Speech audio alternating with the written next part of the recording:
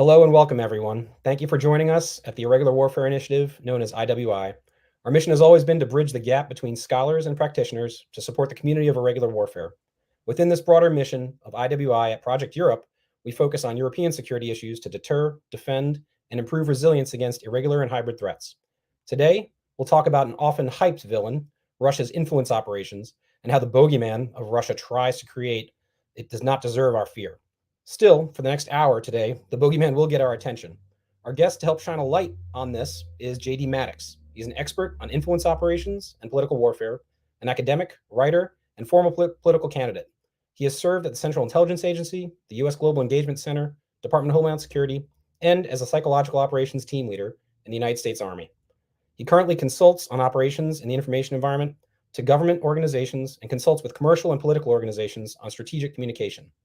He's also an adjunct professor of national security studies at George Mason's University at the SCAR School, teaching disinformation and policy responses. JD, thank you for joining us today and accepting our invitation to speak. Thank you very much for having me. I couldn't be more thrilled to have the opportunity to talk through some of these issues. I think it's on everybody's mind, and hopefully we can put some people at ease a little bit about how terrifying our adversaries are in this space. No, I appreciate that. Let's start with the basics on information and influence. What are information and influence operations, and why are those kinds of operations wielded by state and non-state actors? Well, I think these days people are intensively focused on the issue of disinformation, misinformation, propaganda, and those certainly deserve our attention. Disinformation is defined by its intentionality, so intentional use of false information to persuade an audience or an individual of something. Misinformation is the misuse of that kind of information, and propaganda is the intentional use of information by a state or an organization to project an image of itself or to project an image about an issue. Those topics, those concepts exist within a much broader spectrum of influence activities that organizations and governments use to find advantage among their adversaries.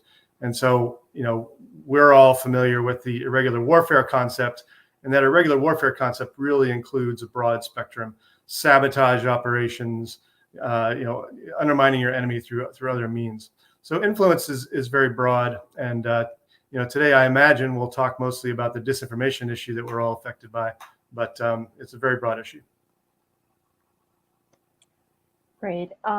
Let's bring it to Russia. I'm going to dive in because a lot of people have probably tuned in specifically for that. In your opinion, what is President Putin's and Russia's end goal in employing influence operations? This is just to set the tone before we get into the specifics of methods, means, and tactics. Sure. So I think Putin, I'm in his head, right? I think Putin has different goals for different audiences. So currently at the strategic level, I believe Putin, the Kremlin, is working with Beijing and Tehran and other like-minded states to essentially subvert the rules-based order that the West has intentionally been using and supporting for the last 75 years. And they're doing that with a sense that they have been abused by that rules-based order, and they're attempting to find a new paradigm and assert that on the international organizations that affect them. So that's at the strategic level. And then the information or the influence operations that seem to affect U.S. audiences, they seem to be intended to really disrupt order among U.S. audiences and among the government's ability to govern well. And so the Russians take advantage of existing U.S. audience vulnerabilities, such as the sense of isolationism among one group, the heightened sense of race-based issues among other groups. And that list goes on and on. And we've seen that again and again and again since I think 2014 is when they started to experiment in the United States with those online activities, and that has continued until today. And then with other audiences, so for example, in Western Europe and the Balkans, they are focused on undermining support for the EU, undermining support for the West, and finding and concretizing support for Russia. And so we're seeing that today in Moldova. It's a great example of a very strong disinformation and broader influence campaign active in Moldova by the Russians, attempting to undermine the referendum in favor of the EU there, which I believe is taking place over the next few days. So Moldova is a great example. But these activities are not limited to Russia, of course. And so you have Beijing also using similar activities, similar technologies and capabilities to go after their audiences. There are reports very recently within the Philippines being extraordinarily nervous about Chinese disinformation and influence operations there as China really jockeys for control of South China Sea in that area. So it's a huge issue. The intent of Moscow is diverse, but it's also something that is discoverable. And I think that's important. So I think as the West, whoever that is, it has gotten very good at discovering Russian disinformation operations online, discovering broader influence activities, whether it's bribery or whatever other influence activities. And so I think that we're well positioned right now to start to turn toward, continue to monitor and report, but let's start to turn to some more effective operations against them.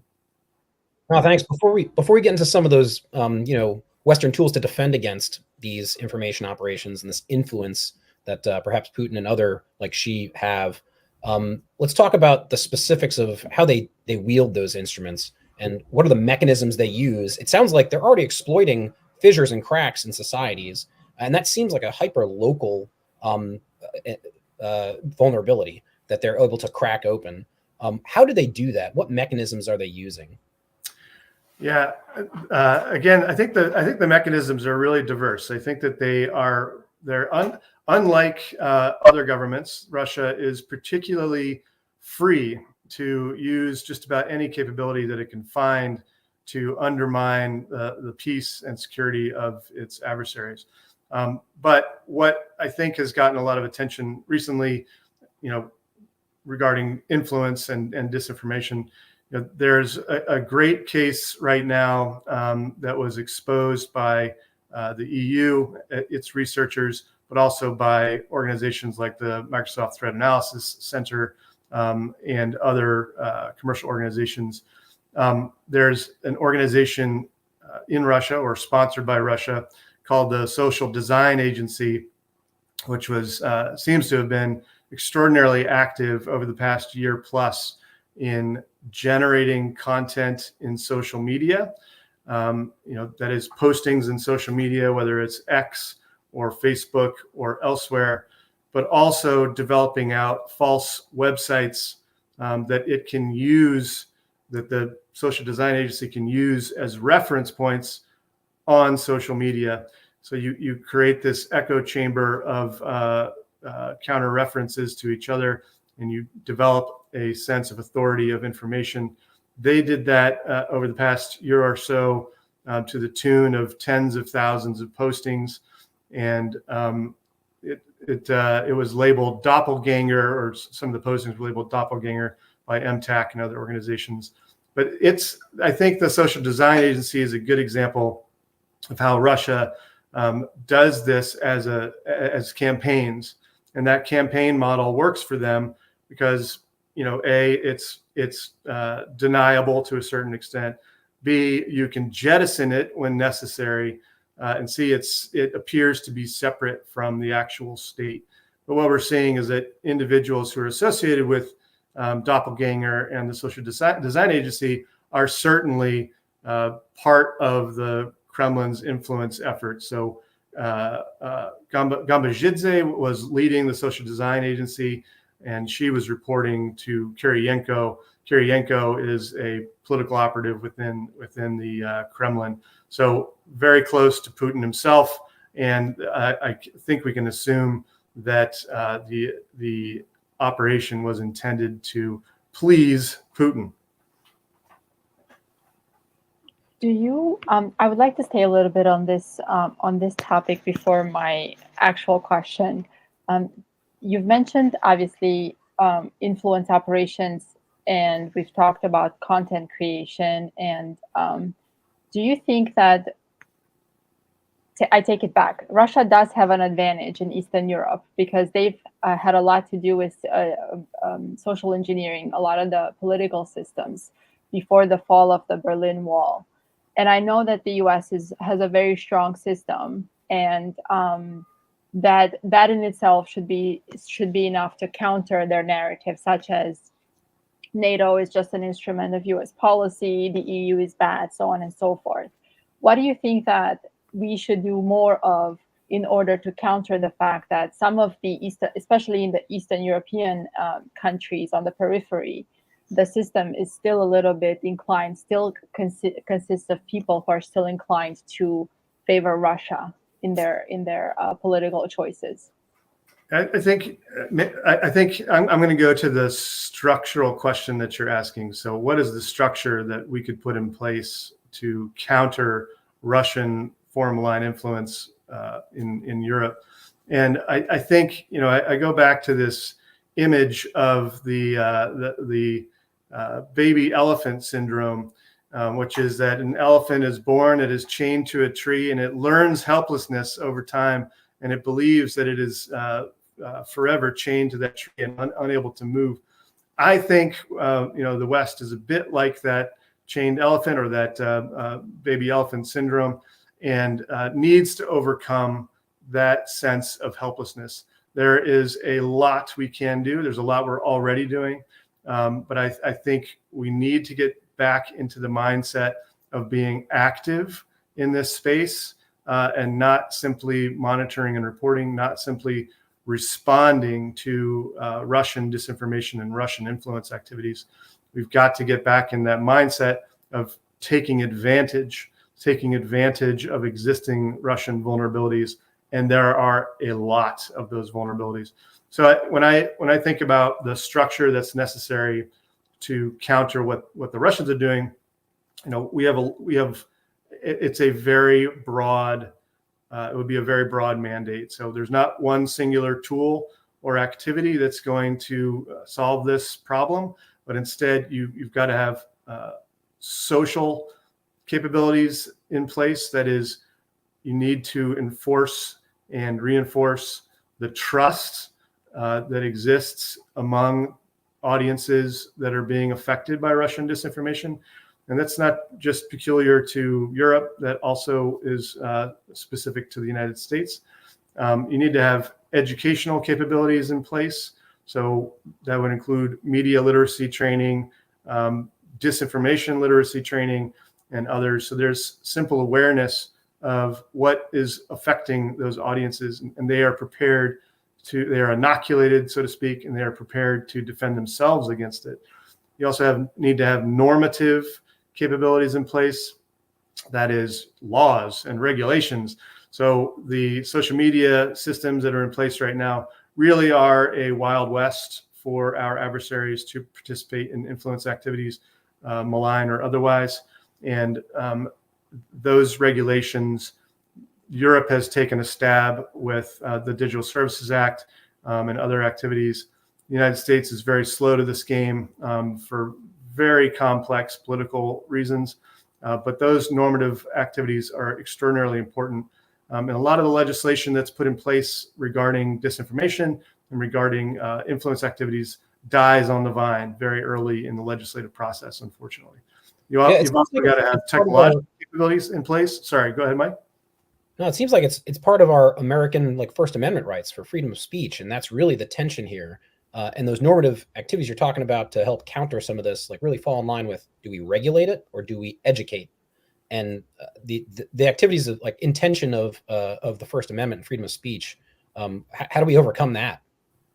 Right. There's extraordinary tension in this space. There have been recent lawsuits, organizations suing the government, for example, over supposed participation in content moderation with social media platforms. Nobody wants to conflict with the First Amendment. So there's no intention across the board of limiting free speech, and there's certainly no intention of limiting free use of the internet.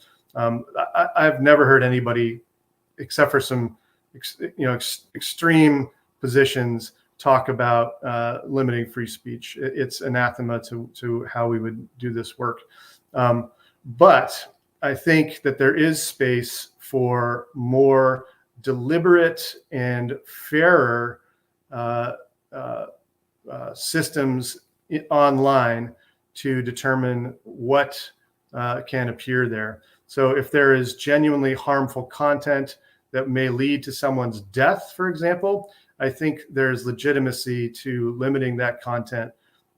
However, if it's simply a statement of opinion, and even though it's fairly nefarious, there's no cause under our current laws to do anything about that content. So it's a very complex space. I don't claim to have the answer, but I do think that fairer self-regulation of social media platforms and editorial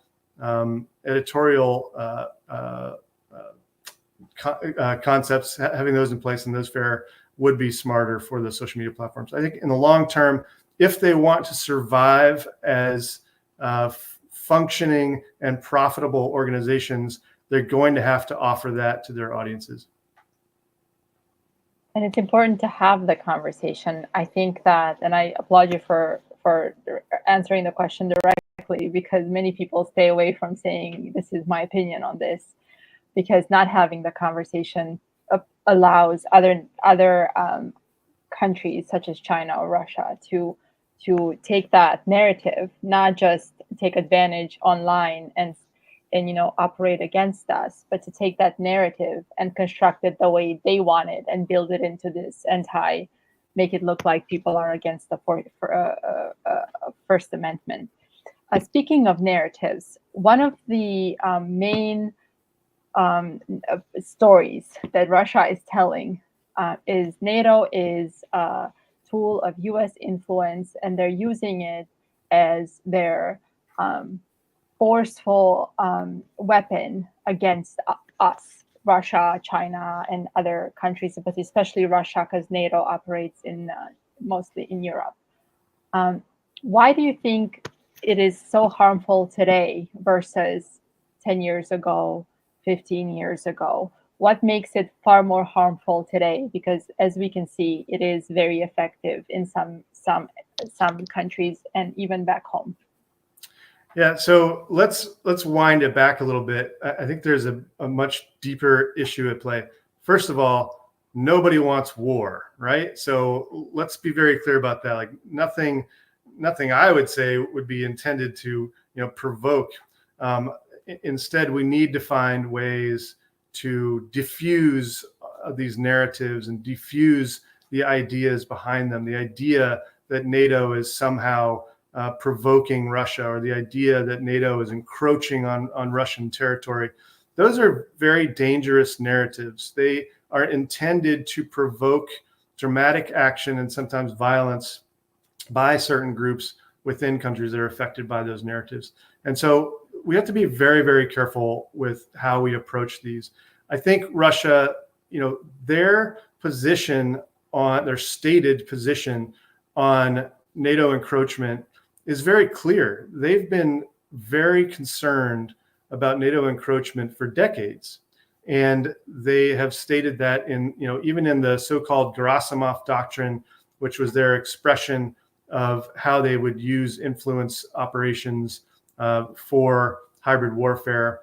Even in that doctrine, Gerasimov was expressing that he was afraid of color revolutions. And in follow-up considerations of the Gerasimov doctrine by the Russians themselves, they're saying the same thing.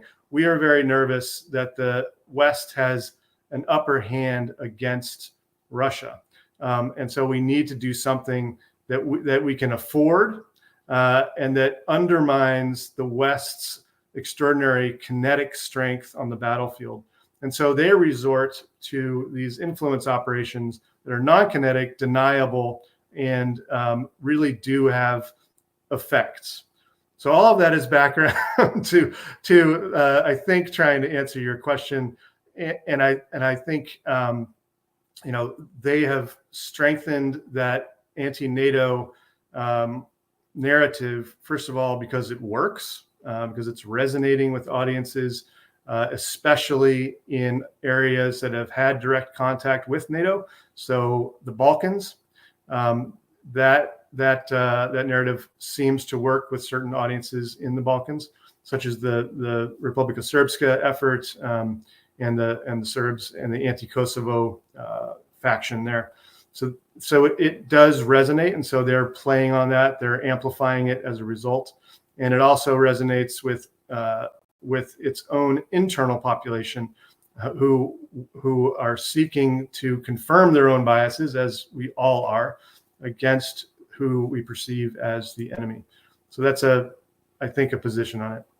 Well, let's pull that thread a little bit in the irregular warfare sense, because you talked about hybrid warfare, Gerasimov doctrine, really like building this confusion because they can't compete conventionally, because they're not as strong. Should we really be like, I mean, the alternative is that they do compete with us that way. Like Putin is waging a very real war in Ukraine right now, but he's also waging an informational war, seems like, all over. But does that informational war really change people's behavior to push us into a real war, a conventional war? Should we really be concerned about that? Well, I mean, we are in a real scenario of the invasion of Ukraine, and that is, we have to deal with that. I think that it matters dramatically. Russia's narrative matters dramatically because they have nuclear weapons. And that is the big differentiator between them and what another state may get out of a narrative concept like this. So that's what is at stake at its core. And so we take Russia's information operations more seriously than non-nuclear states. I think so. They're certainly, I mean, Russia has put a lot of effort into its influence operations and has professionalized it. It's built into their entire Soviet and post-Soviet history, whether it's Moscow or whether it's their military concepts of deception or their concepps of disinformation. It is professionalized in their systems through the SVR and other organizations. So that is very important to them, and they leverage narratives in order to enforce the reality of their military advantages. So their nuclear advantage is significant. So staying on this, Russia looks at the West as they call it, the collective West, but they reduce everything to great powers and to the United States because they see the world as the Anglo-Saxon world against us. What can, and I'm bringing it back, although we're Project Europe, I bring it back to the US because Europe counts on the US for essentially their security. What can the US do more of to protect itself from what you were talking about? Yeah, so I was talking earlier about the opportunity to move to a different mindset in this space, and I think this is the discussion. So we have been watching defensively as Russia, China, Iran, and others are active in this influence space and deliberately using disinformation against the United States. But we seem to have forgotten about the extraordinary vulnerabilities of Russia itself. So, Russia currently is spending 40% of its budget on a war of choice, a war that it has to convince and force its citizens to participate in. There are signs that those participants are not happy with participating in that war. So there's great social tension right now about the war in Ukraine. There is certainly, there seems to be strong approval of the war within Russia, but those people who are actually fighting the war seem to be unhappy with their position. That's a tension. As a result of its financial issues, Russia is increasingly turning to states like China and selling energy and selling weapons to those states. And as a result, those states, such as China especially, have new controls over Russia. Russia and China have a long-standing relationship in which it is, at least in the best sense, semi-adversarial, right? So Russia cannot like being controlled by China. And that is a very real thing to them. And we're starting to see Russia participating in more and more Chinese naval exercises in areas that don't necessarily affect Russia, South China Sea. And so the Russians have to be wondering, what's going on? Are we losing our autonomy? Are we losing our sense of nationhood? Those things are truly significant. And add to that, what seems to be an impending crumbling of the ruble and their lack of markets elsewhere. They have some serious internal problems that are incredible fodder for influence activities. And so when the West thinks about Russia, yes, we need to be cautious of how Russia is influencing the West, but we also need to think very deliberately about how to go after them on our own terms. And that's the shift that I think is likely to come if we're going to be effective in this space. And if I may, just a follow-up question to this. A lot of the European countries, as I said, count on the US for their security. What can Eastern European countries, former Warsaw Pact countries do for this? Because their infrastructure and their systems are still very, very, maybe not directly, but a lot of the social environment is still a little bit influenced by the Soviet Union.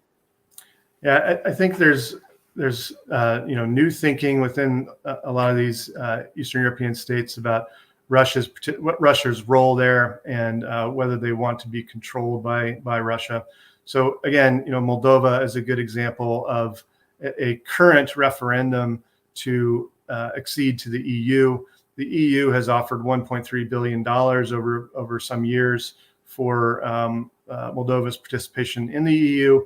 And I think that bandwagoning with the EU, with NATO, with other like-minded states, it is probably the sort of structural answer to the problem of Russian meddling in those states. I want to go back to your discussion on Putin has really good control of his own informational environment, and he's kind of exporting some information operations to try and influence external audiences, but also influences his own internal population to continue to support things like the war, which he's having trouble with. And you're suggesting not only do we not need to worry about his external messaging because it's overblown, but we can go on the offensive to erode his ability to misinform his own population. How would we go about doing that?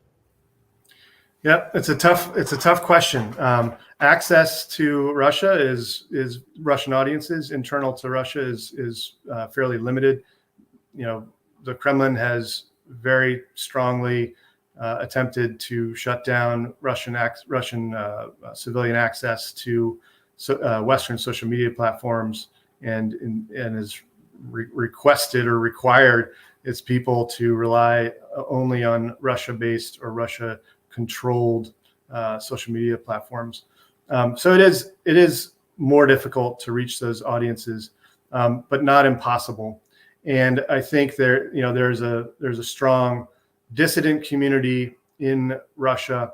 There's also a strong foreign exodus population outside of Russia with contacts in Russia. All of those audiences, they seem like they may be secondary, but they do have access. They do have influence with the broader Russian population, and I think they can be useful for accessing Russia. No, thanks. It almost seems like if we're not disciplined enough to effectively regulate or educate our own population, can we really be expected to do this well on the offensive? Well, it's not necessarily about us. We are one component of an international system, and we should criticize ourselves about how we've managed our own counter disinformation activities, our own counter influence activities. We've really limited the way we do this. Again, baby elephant syndrome. It's real, but I think actually organizations like EU versus Disinfo, the hybrid EU Hybrid Center of Excellence, and other organizations, they've actually been leaders in this space and are dependable allies and partners to construct something that is much more defensible, much more robust than what we have right now. You mentioned, and we all mentioned, education several times. And for Europe, obviously there's different countries, and the European Union is not all of Europe. How do you think we, the United States, can maybe mentor or assist? And I ask this especially because you are part of the Global Engagement Center, which has done wonderful work in engaging the world for us, for the United States, and telling our story, allies, partners across the world. How would we be an influence for good in the education space, not just influence, but the education space? I was wondering if you have a take on this. Yeah, so I don't speak on behalf of the Global Engagement Center, but I am impressed with some of the work that they've done in this space, especially related to education. So the Global Engagement Center was very forward-leaning on some technology experimentation in this space, trying to understand how gamification of media literacy and gamification of counter disinformation principles can work online, and how to access audiences that are genuinely being affected by disinformation, propaganda, other form line influence. And so I think a great shining example of the work that the Global Engagement Center did, and I'm patting myself on the back a little bit here, I did participate in it, was the development of Harmony Square, which is a game, an online game, first player game, that essentially puts an individual player in the position of someone who's developing a disinformation campaign to disrupt the harmony of a town square. And by putting them in that position, they then learn the principles of disinformation. They understand how it might affect them in the future. And Cambridge University scholars determined that players of the game, their ability to spot and note disinformation online increased by 18% as a result of playing the game, and that was that 18% improvement persisted over time. So it's a great measurable indicator that those educational capabilities can really work, but we have to be really clever with them. I think being told that, making some sort of epistemic declaration that Russia is saying all the wrong things and is attempting to persuade you is not necessarily going to work with half the audience.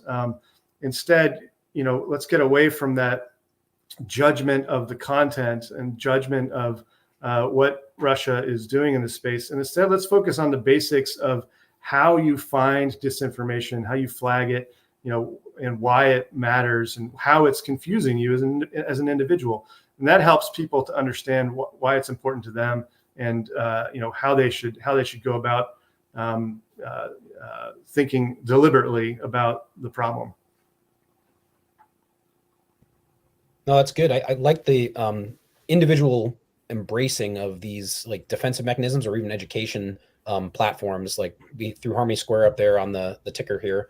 Can you speak to the difference? It sounds like the GEC, the Global Engagement Center, helped create this game, and it's shown some success on inoculating folks against misinformation, disinformation, and the ability to identify these techniques that an adversary would use to try and influence their behavior, which is great.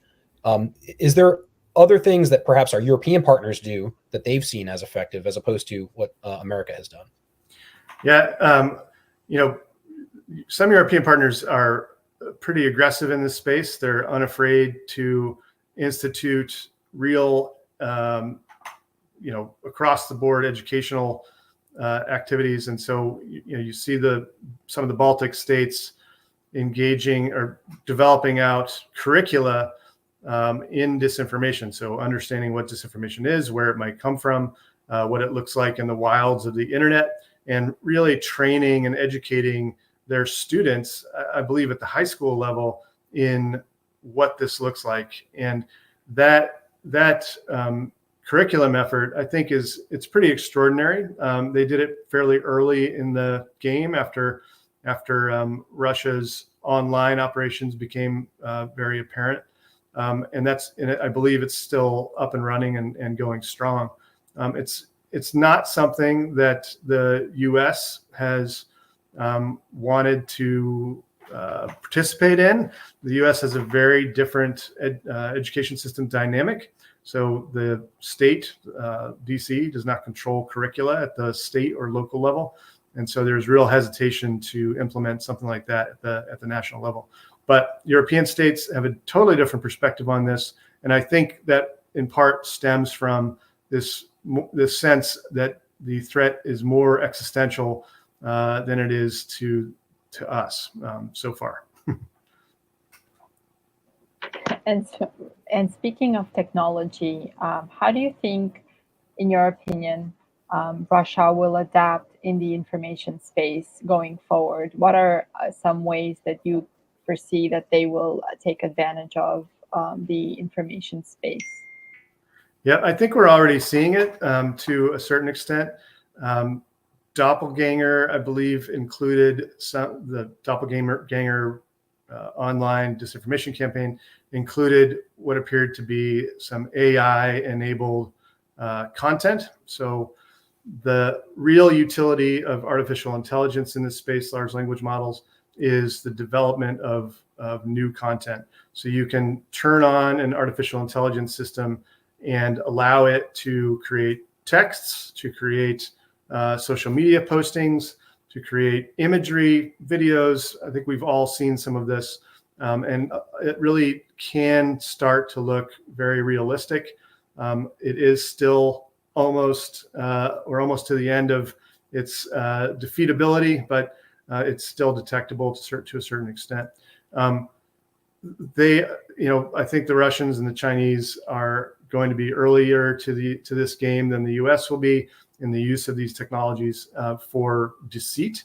But I think the incredible advantage, I'm saying this objectively, I'm not saying I would want to use this technology, but the advantage of AI in this space is that you are able to extraordinarily rapidly develop out this content and do it at scale. And then if you integrate that content development with search engine optimization or a bot farm, then you are able to integrate massive quantities of postings and content into the real internet, social media instantaneously, and to have a real reach impact, at least initially. And so that is a significant problem. It means that it's going to be harder and harder to understand what is real online. That is the liar's dividend that people have been talking about for years.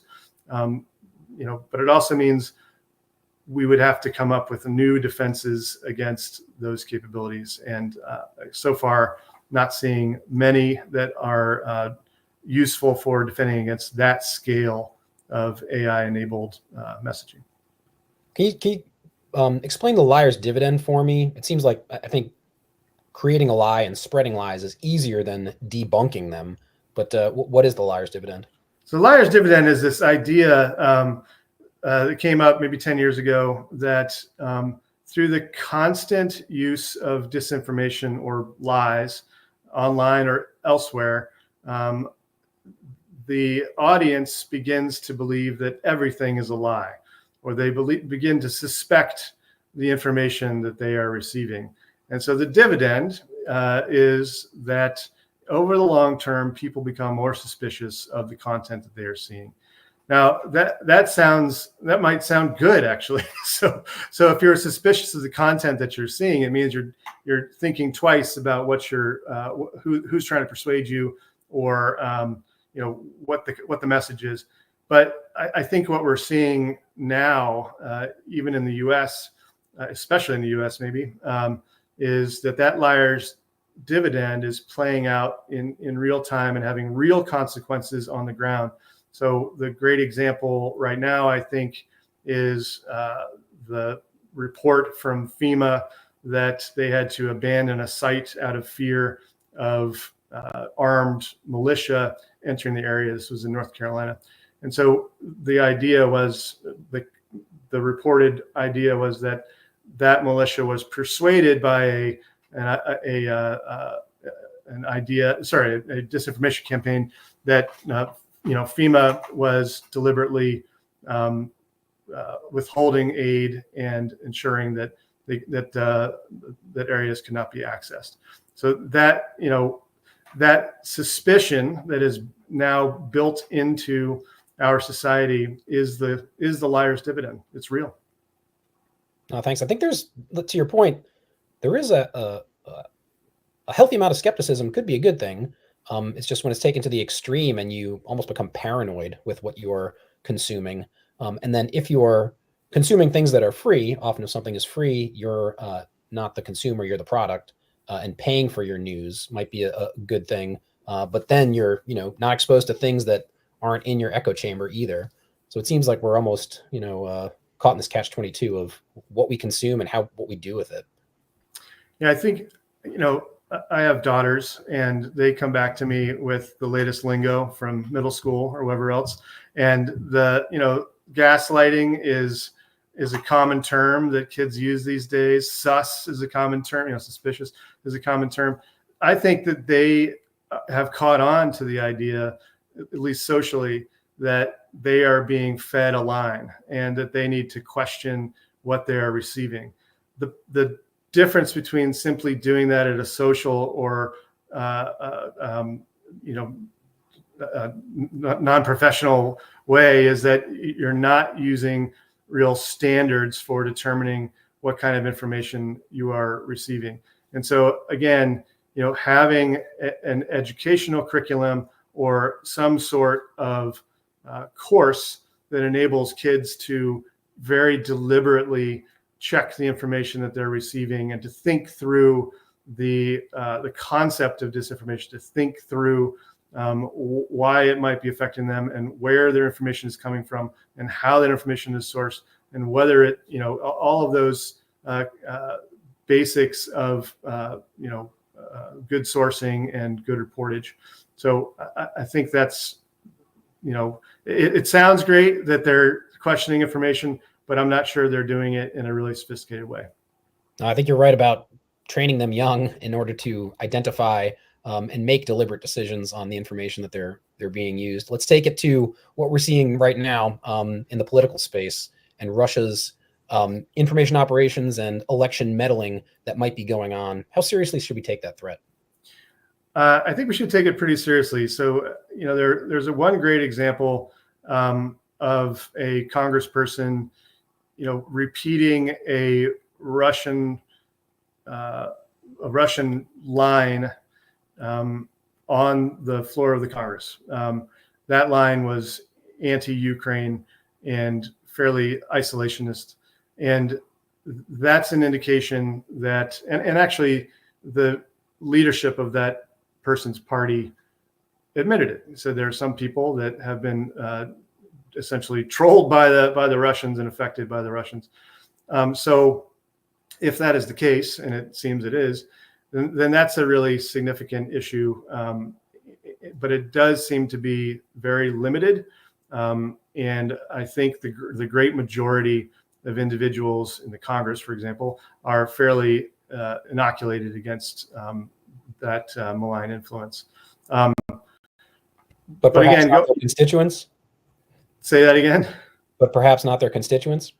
Yeah, I mean, there does seem to be great vulnerability to certain Russian disinformation narratives among certain audiences in the United States. And I think that there's an isolationist camp again in the United States. There's a camp that's extraordinarily concerned with racial fairness in the United States. Those are two issues that come up again and again and again, and that we know the Russians are using as leverage against those organizations.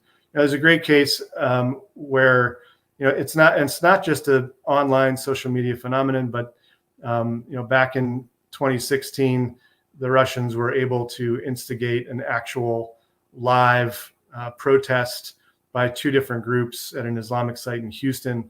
They actually created Facebook site for one side of the protest and a Facebook site for the other side of the protest, and instigated each side to show up at that Islamic site to actually protest each other. So it's a wild idea, but you can, and the Congress has actually released research on it. The Russians again and again and again have attempted to develop out real world activities based on their social media activities. So it's not just a theoretical thing. It's not just playing on our feelings. It is actually initiating behavioral change among audiences, and that's extraordinarily problematic. If I may interject and ask a small question regarding, you mentioned Congress and our own political class. One of the ways, and I'll bring this back to the media, it will all make sense at the end of my question. Most of the Russian population gets their news and their updates from conventional media, television and print media, not online. Now, for other countries to be effective in reaching those audiences,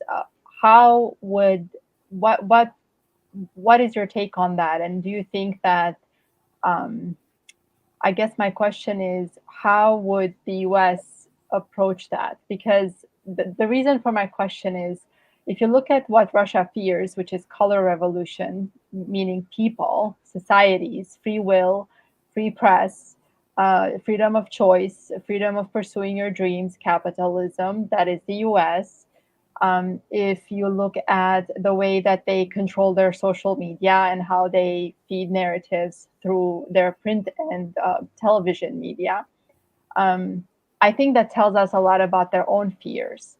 But in your opinion, how would we be able to take advantage of that? Because I see that as their greatest vulnerability. They just fear people, and they fear happy, free societies.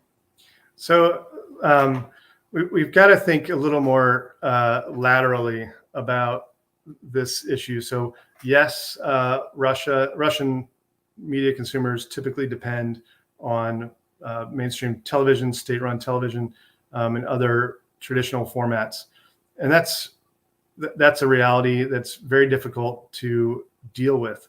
But let's think about ways to enter their market that maybe we're not very conscious of. So a great example of this is the last few weeks, the U.S. has issued some sanctions against the organizations and individuals that were associated with the Social Design Agency and their online social media attacks. And what happened as a result of those sanctions was not an immediate, pandemonium on the streets of Moscow. No, that did not happen. but instead was something I think much more remarkable.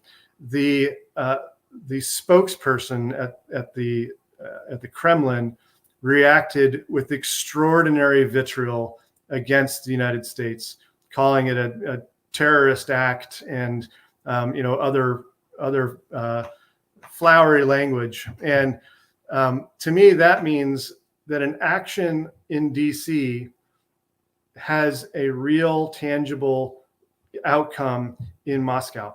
And that statement by Zakharovka, I believe it was, in Moscow, of course, made it into Russian media, and of course, made it into the minds and ears of the elites in the Kremlin. So let's think about what are the actual access mechanisms that are effective in this space, and how do we use them much more cleverly than simply hoping that we can enter the broadcast media system. However, I will say that the Ukrainians have done some extraordinary work in this space by actually, shutting down television broadcasts for periods of time and hacking into social media. And that's another way to potentially have an impact in this space, but also much more provocative. And the Department of State, I think, a few years ago, printed a report about ways that the Russian media, overtly or covertly, is related to certain outlets, which was also very informative. And I think that things like that add a lot to just making people aware. I think that that's educating them. Do you have, as we're getting closer to the end of the show, do you have any? I'm automatically thinking, being in Eastern Europe at the COVID vaccine and the campaigns that were done here in the European Union to campaign against science. Do you have any? And this will be my last question. Do you have an opinion about how that can be managed in the information space? Because at some point, facts and pure science, it looks like some people resist, and that's challenging, I think. How do you manage that? Yeah, I don't think the governments are not going to be successful in the long term by actively contesting a fact, right? So they're not going to have great success disputing a disinformation campaign, because that's an epistemic question. It's a question of truth, and people don't want to hear that from their government. They don't want to hear that the government is the arbiter of truth. They don't want to hear that that they as an audience are wrong, that the government is right. That just doesn't work. So, let's go back to those principles and make sure that we are preparing audiences for interacting with disinformation or being confronted by disinformation. And let's make sure that they understand the principles behind it, and that they are able to cognitively defend themselves against those attacks. I think that's really important. But I think there is a space, or there is a role for civil society and commercial organizations to weigh in on the truthfulness, the epistemic truthfulness of a disinformation campaign or a narrative. So, civil society organizations that are trusted by populations are more likely to persuade them one way or another about the truthfulness or factuality of a narrative or an incident. And so I think that's a really important thing. We've got to be able to have that interaction between governments, civil society, and commercial. So we are at least sharing information, sharing opportunities, and that each one knows what the other is doing in this space. So we're really presenting a strong front against the problem of disinformation and the problem of these broader influence operations. I think that's probably the most risk-free approach to it. It almost seems like if you teach the baby elephant that it's not perpetually chained to the tree, that doesn't necessarily mean the baby elephant's going to make a a good decision with where it goes. So it's an interesting conundrum when you educate and you provide people, you imbue them with a sense of agency. Doesn't necessarily mean they're going to act within their own self-interest. Sometimes they'll act counter to them. And let's kind of, as we come to the close here, talk about coordination that we've seen between Russia and some other actors, state actors or otherwise, to coalesce and really increase their influence or their ability to influence. I think we saw that with COVID-19 on some of the, like China, North Korea, Russia, Iran, kind of coalescing around this anti-West, anti-American, anti-Europe, don't get the vaccine, it'll kill you kind of message. Are we going to see that in the future? And how likely are they to work with one another in this space? I think we've seen in the conventional sense, Iran and North Korea at least helping Russia out in Ukraine, but I'm not sure if there's a difference here in the information with the information operations. There's some deep thinkers on exactly that issue, and what I'm hearing is that that collusion among Russia and China in particular is strengthening. So there is more of a deliberate cooperation between the two states to work together against the West and to use these disinformation and influence capabilities against the West. I think I see it in a slightly different way. I think that yes, they're probably going to come closer, but I think a lot of what we're going to see out of a lot of the cooperative efforts we're going to see out of Russia and China, for example, will be fairly opportunistic. I don't think that they're going to betray their own, their own global aspirations, their own individual global aspirations for each other. I don't think they're going to cooperate. They're not going to become one nation. In fact, I think upcoming events could even result in their greater fissures. But I do think that we'll see more and more sort of low-level opportunistic collusion by them. A good example right now is the so-called biolabs narrative, completely false narrative initiated by the Soviets and continued by the Russians, that the U.S. has biolabs throughout Eastern Europe, and that we're using those for nefarious purposes, testing bioweapons on helpless individuals, that sort of thing. All false. But what we've seen recently is China starting to echo those narratives, and that's concerning, but also a little bit dumb. So it doesn't. I'm not convinced that it really resonates with thinking people or people who question information. So again, I think truth is on our side, but the relationship does seem to be more and more problematic. And I would like to stay a little bit on this. And I agree with you. I think that authoritarian states cannot really have an alliance with each other, because that's the essence of an authoritarian state. I'm here on my own. I want to get ultimate power. Do you think that maybe in this game we should maybe hear more of our politicians be vocal about the good things about the United States and the fact that we are not an authoritarian state?